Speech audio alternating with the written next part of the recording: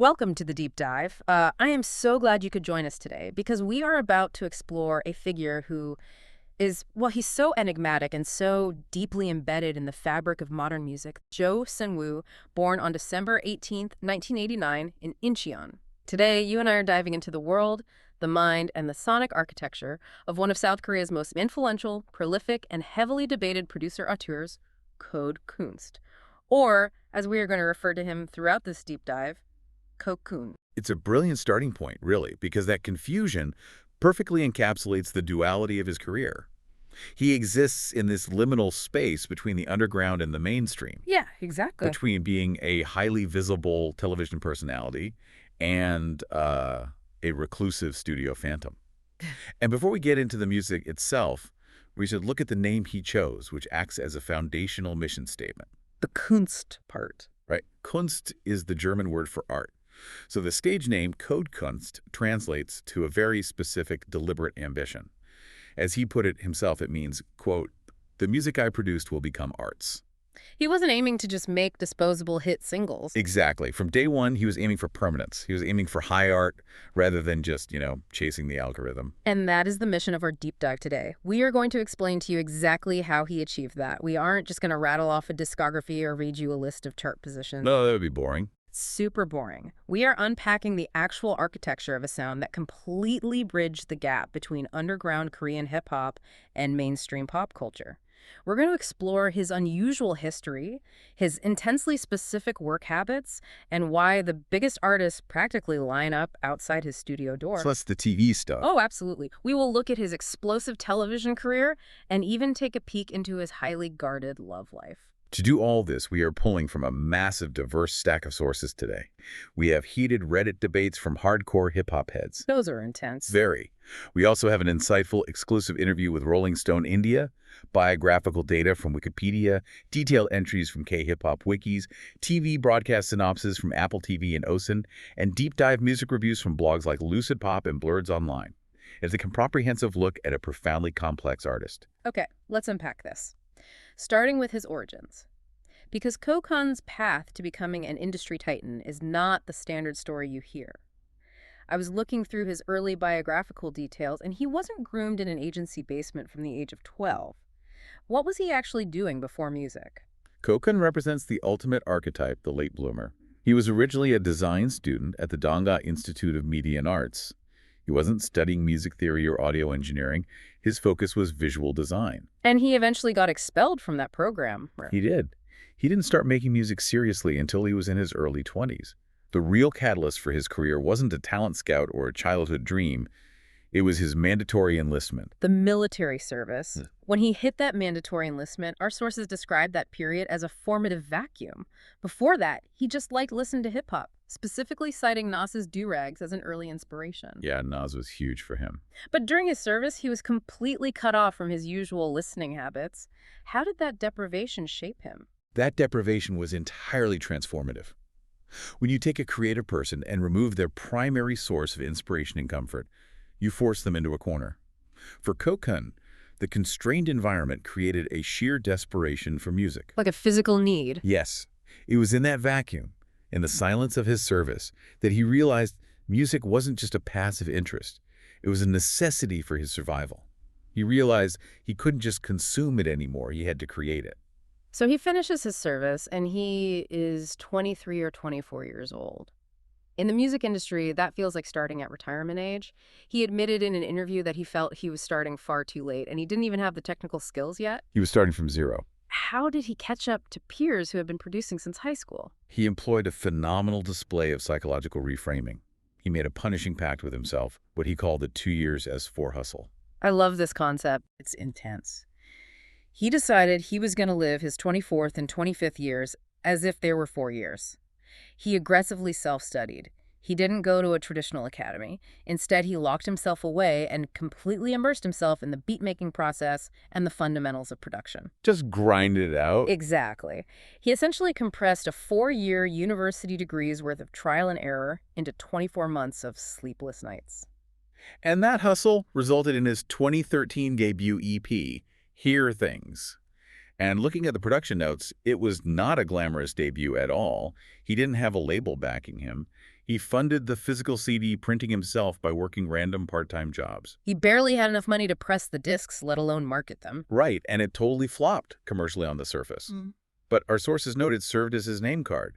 How did he even get artists on that early EP if he had zero budget and zero industry connections? It was a proof of concept to the underground scene. To find collaborators, he literally scoured local hip-hop community message boards. Digging through the forums. Yes. Listening to rough, unpolished uploads. That is how he stumbled upon the early mixtapes of rappers who would eventually become massive stars like C-Jam and BY. Wow. He reached out to them when they were all just nobodies trying to make a name for themselves. He built his foundational network entirely from scratch, based purely on mutual underground respect. He recognized their raw talent before the industry did. I want to pause right here and connect this directly to you listening right now. Have you ever felt like you're starting too late in your career or a hobby? You look at people half your age who are already experts, and you think you missed your window. It's a terrible feeling. It is. But CoKun's story proves that intense, focused immersion, driven by genuine passion, can outpace a 10-year head start. His late start gave him a sense of urgency that his peers simply did not have. That urgency pushed him to develop a highly refined work process. Which brings us to how he actually builds his music. His background in design didn't go to waste.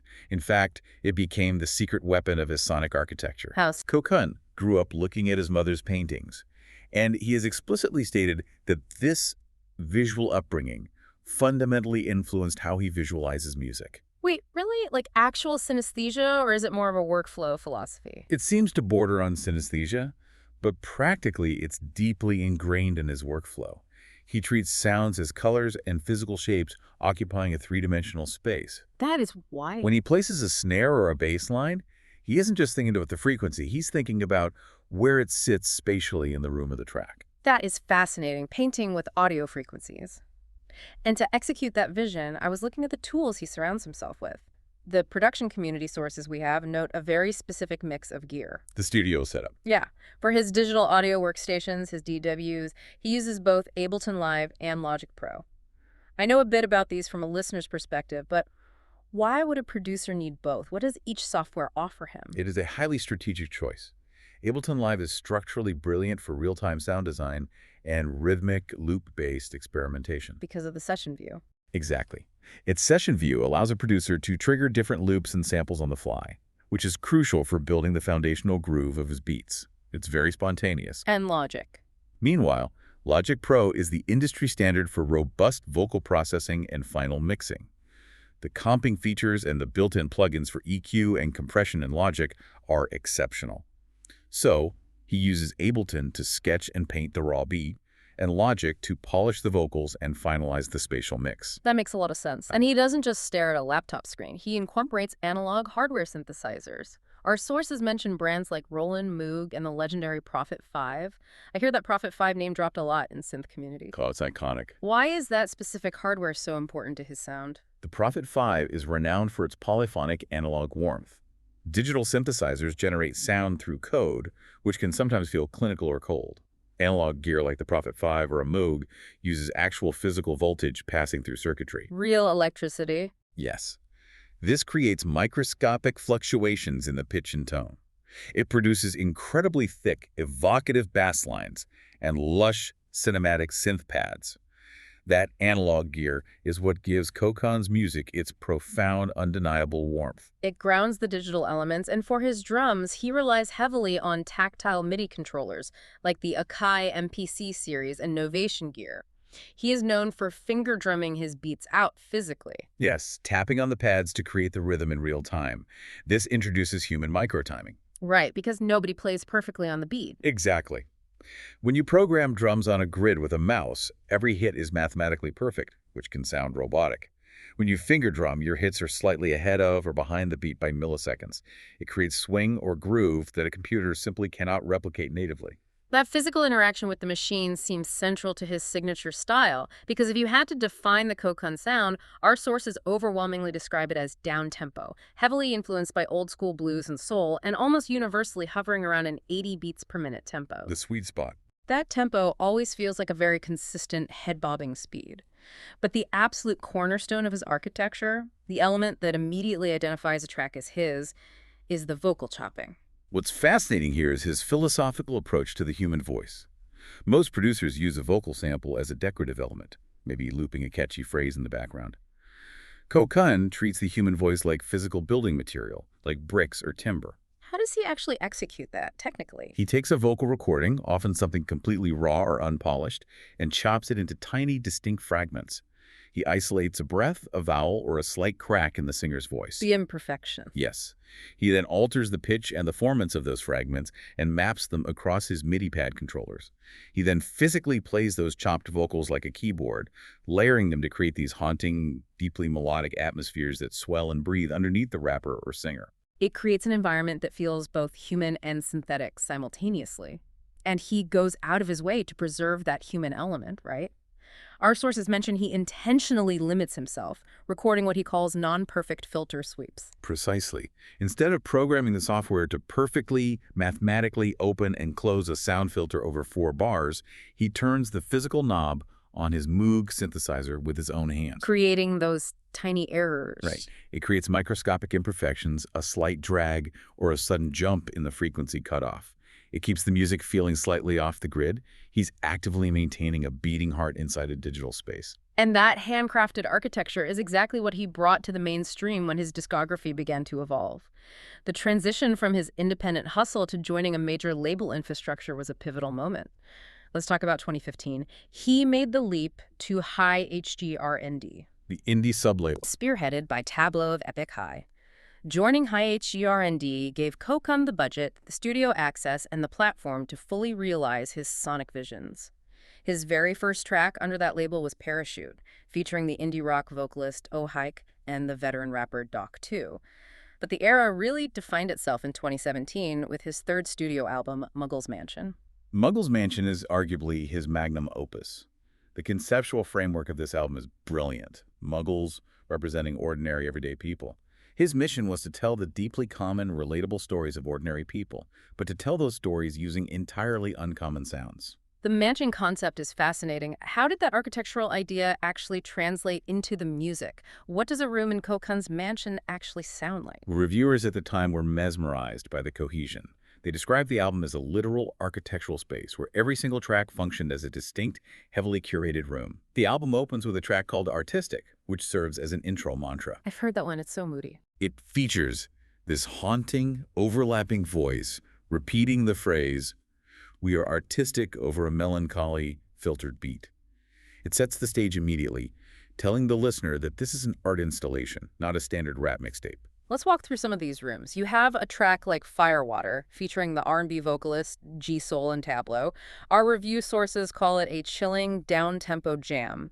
What makes that specific track stand out? Firewater is a masterclass in atmospheric tension. The chord progression is sparse, leaving an immense amount of negative space for G-Soul's incredibly agile, emotive vocal runs. Tableau's verse then cuts through that space with a very grounded, rhythmic cadence. It's a great contrast. The reviewers noted it perfectly captured the feeling of a relationship burning with intense love, yet surrounded by the cold solace of water. The juxtaposition of the warm analog synths and the cold digital vocal chops mirrors that lyrical theme perfectly. And then you have a completely different room with Don't Shoot Me Mama, featuring Carr, the Garden. The reviews describe it as an acoustic lace lament about isolation and neglect from a maternal figure. The depth of emotion he extracted from Carr, the Garden on that track, is staggering. Muggles Mansion really established him as a visionary director, not just a beat maker. But the industry shifted again. High HG R&D ceased operations, and in 2018 he moved to AOMG, the label founded by Jay Park. AOMG represents a very different aesthetic in the hip-hop landscape. It's known for a slicker, more commercial, accessible brand of hip-hop and R&B, and CoKun adapted beautifully to this new environment, which culminated in his 2020 album, People. People was a noticeable shift in tone. If Muggles Mansion was a dimly lit midnight walk, People was a brighter acoustic afternoon. That's a great way to put it. He explicitly stated the album was driven by gratitude and the positive energy he was receiving. You hear it perfectly on the lead single Flower, featuring Jiraboy, Jay Park, and Woo Won-jae. They are floating over this incredibly gentle, pastel-colored soft rock beat.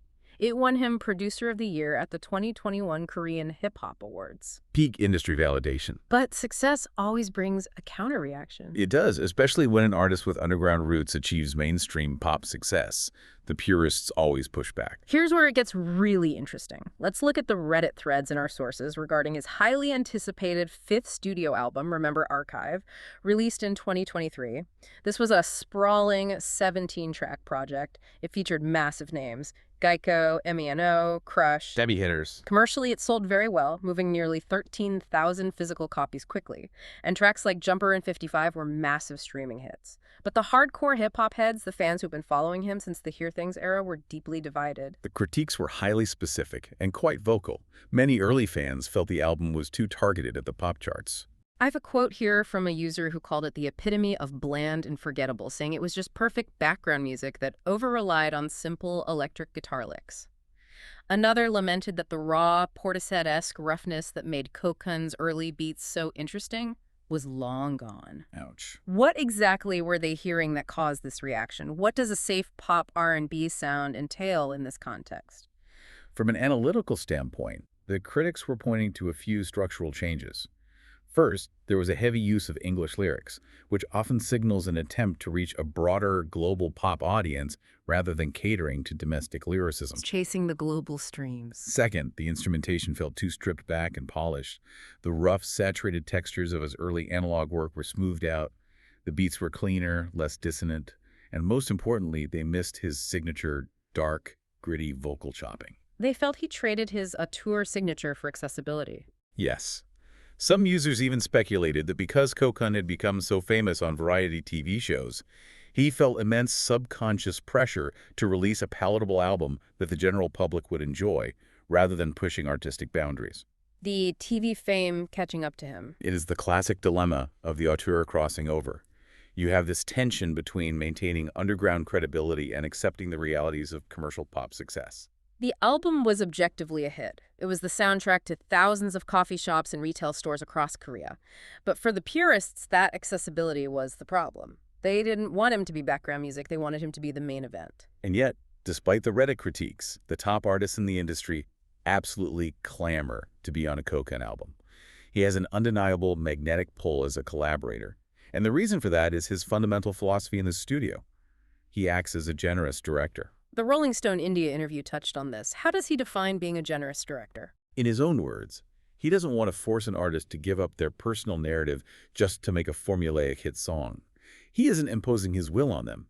Instead, he creates a sonic playground. A playground? He builds a bespoke environment where an artist feels entirely safe to experiment, to be vulnerable, and to try vocal techniques or emotional deliveries they would never attempt on their own records.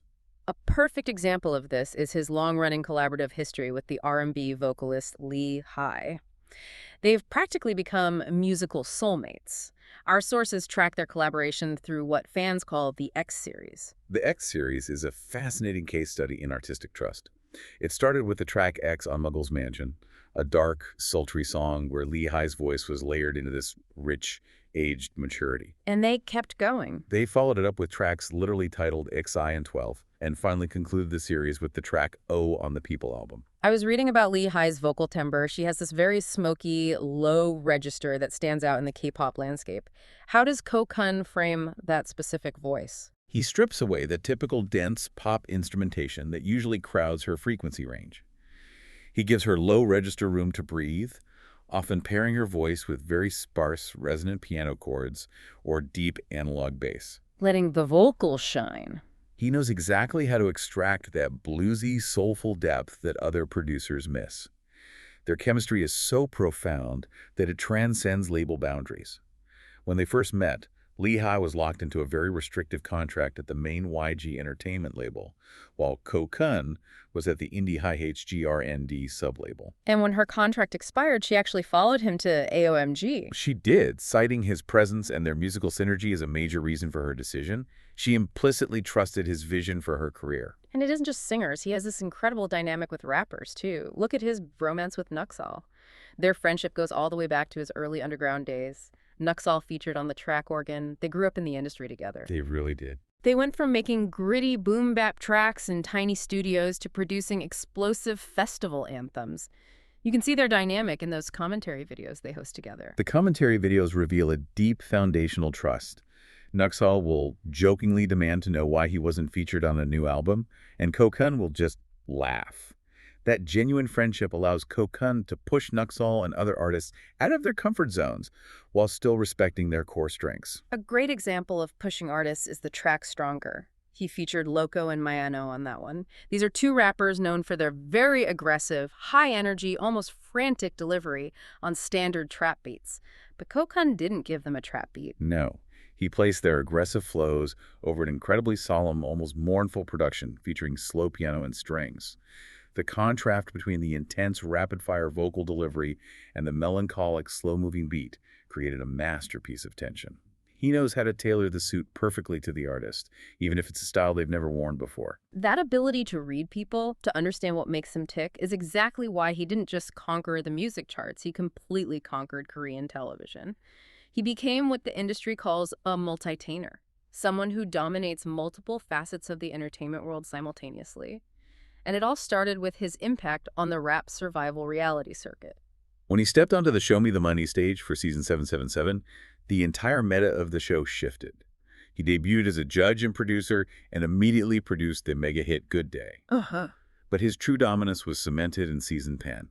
He teamed up with Geico of Dynamic Duo to form Team CoCo. Team CoCo was an unstoppable force that season. Looking at the track list they produced, it was incredibly diverse. They had the boom-bap grit of FaceTime for the female rapper Synth, who placed second overall. And then they produced these blistering lightning-fast tracks like Waterbomb and Garyon for Jo Gwangil, who ultimately won the entire season. Jo Gwangil is known for a rapid-fire, chopper-style rap flow. CoKun recognized that standard boom-bap beats wouldn't serve that speed well. It would just clash. Right. He crafted beats that were intricate and kinetic enough to match the vocal gymnastics, yet spacious enough so the words wouldn't get muddied. It was a masterclass in bespoke production. But his biggest impact on that show wasn't just producing winning tracks, it was changing the fundamental culture of the show behind the scenes. Our sources detail a massive rule change he championed regarding eliminated contestants. How did that work previously? Historically, if a contestant was eliminated during the team battle phases, the recorded studio version of their song was basically thrown in the vault, never to be heard by the public. The artist got a moment of TV time, but no lasting product. It's heartbreaking. CoKun, remembering his own struggles as an unknown artist pressing CDs with part-time job money, convinced the network executives to officially release the studio versions of the songs performed by the eliminated contestants. That is revolutionary. What was the practical impact of that rule change for those indie artists? It was life-changing. It meant that struggling artists who didn't win still got an official, high-quality streaming release produced by a master. That generates streaming revenue, it serves as a high-profile portfolio piece, and it gives them a real foundation to build a career. It was a profoundly empathetic move that changed the financial reality for dozens of underground rappers. It showed the public that he wasn't just a cold hitmaker, he had a deep well of empathy. And that empathy, combined with a surprisingly quirky personality, is what catapulted him to mainstream variety television stardom, most notably on I Live Alone. This show completely humanized the mysterious, shadowy producer. Fans who only knew him from his dark, brooding music videos suddenly saw this incredibly relatable, slightly eccentric guy navigating his daily life. The I Live Alone appearances are legendary. The show highlighted his absolute obsession with collecting rare, vintage building blocks. There is an amazing episode where he takes a trip to Busan with the actor Lee Dong-wei. They go to this vintage toy store that is basically a holy site for collectors. What kind of blocks are they even looking for? They're looking for highly specific, discontinued sets from decades ago. In the episode, they are led into a secret back room, and they are practically hyperventilating over these rare plastic blocks. The shop owner tells them to be careful, and they act like they are handling fragile, ancient artifacts. That's amazing. It was an incredibly endearing look at his hyper-focused, obsessive personality applied to something as mundane as toys. The show also highlighted his fashion sense, his daily routines, and famously his pride in gaining 8 kilograms from working out, transforming his previously frail frame. And we cannot forget his cats, Panda and Shiro. Showing off his life as a devoted cat dad cemented his image as a gentle figure. From there, his TV resume just exploded. He became a panelist on dating shows like My Siblings' Romance and Change Days, a host on the talk show Witch Hunt, and he is slated for upcoming shows like Zombieverse 2 and a reunion show called Good Day. If we connect this to the bigger picture, the multi-tainer route comes with severe risks and immense rewards. When a producer becomes more famous for his jokes on variety TV than for his beats, He risks his personality completely overshadowing his art. The public might start seeing him primarily as an entertainer rather than a serious musician. That ties right back to the Reddit criticisms of Remember Archive, right? The fans worrying he was getting too comfortable. Exactly. The fear is that the comfort of TV money blunts the artistic edge. However, the reward is undeniable. His ubiquitous TV presence directly boosts his album sales. It moves units to casual fans who just liked him on TV, and it expands the reach of Korean hip-hop and R&B to a much broader global demographic who might never have tuned into a rap show otherwise. And clearly, he understands his own value and the power of his brand. Because in 2024, he made a monumental business move. After a highly successful run, he decided to leave the security of AOMG. But he didn't leave alone. He teamed up with his fellow AOMG heavyweights, the producer Gray and the rapper Woo Won-jae, and together they co-founded their very own independent agency called duover. What does it actually mean for these artists to transition into executive roles? By establishing duover, they transitioned from being signed artists under a corporate umbrella to becoming the masters of their own destiny. They hold the titles of co-CEOs while continuing to act as the primary artists. The name itself is a brilliant piece of branding. It is a phonetic play on the English phrase do-over, signaling a fresh start, a clean slate, and a new beginning for these three veterans. And they're making incredibly aggressive strategic business moves. They brought in DJ Pumpkin to act as the overarching CEO. Why him specifically? DJ Pumpkin was the former CEO of AOMG. He has a decade of experience in scaling independent hip-hop labels into commercial powerhouses. He knows exactly how the administrative and promotional machine works. Bringing him in allows CoKun, Gray, and Woo Won-jae to focus on creative direction while knowing the business logistics are handled by a proven veteran. And the roster they are building at duover is fascinating. They immediately signed CoKun's longtime muse, Lee Hai. They brought in the rapper Kugi and the veteran Gary from the duo Lee Sang. But they are also expanding way beyond traditional music. I noticed in our sources they signed a star chef, Yoo Young-wook. Why would a hip-hop label sign a chef? It shows that duover isn't conceptualized strictly as a record label. They're aiming to become a comprehensive lifestyle and culture brand. By bringing in culinary talent, they're signaling that they want to influence culture across multiple verticals: music, fashion, food, and lifestyle. It is a very modern approach to agency building. It is a profound evolution. He has gone from a desperate kid printing his own CDs to a corporate executive shaping the cultural landscape. But amidst all this massive public exposure, there is one area of his life that he guards with absolute ferocity, and that is his personal life. The listener is definitely wondering how he manages this. On TV, he is an open book. You see his bedroom, you see him eating cereal. But his romantic life is locked down like a fortress. It requires immense discipline and a very clear boundary between the public persona and the private individual. In the hyper-scrutinized environment he operates in, keeping a relationship out of the tabloids is a major feat. However, the veil was slightly pierced. Our sources, specifically leaks from Crypto News and Alkpop, revealed that CoKun is indeed in a relationship, and notably, it is with a non-celebrity. By choosing a partner outside the industry and by keeping the details quiet, he protects his sanctuary. He ensures that there is a part of his life that belongs entirely to the man behind the music and not the multitainer on television. It provides a necessary grounding. And speaking of being grounded, we also have to touch on his core values. Despite all the Korean TV fame, he has a deep, abiding respect for the historical and cultural roots of the music he creates. In 2020, he made a significant public donation to the official George Floyd Memorial Fund. He stated publicly that Black music, hip-hop, blues, R&B had made a massive, life-altering impact on his existence. He acknowledged the debt he owes to the culture. He has also frequently cited the late Mac Miller as a major influence. Mac Miller is a very telling influence. Miller was an artist who constantly evolved his production, moving from standard rap beats to lush, deeply introspective, live instrumentation soundscapes, much like CoKun's own trajectory. Citing Miller shows a deep appreciation for artists who bear their souls through their sonic architecture. It is a reminder that beneath the television smiles and the corporate business moves, CoKun remains a student of the music. He honors the emotional weight that hip-hop and soul music carry. So what does this all mean? We have journeyed through the life of a man who started as a panicking post-military design school dropout, desperate to make up for lost time.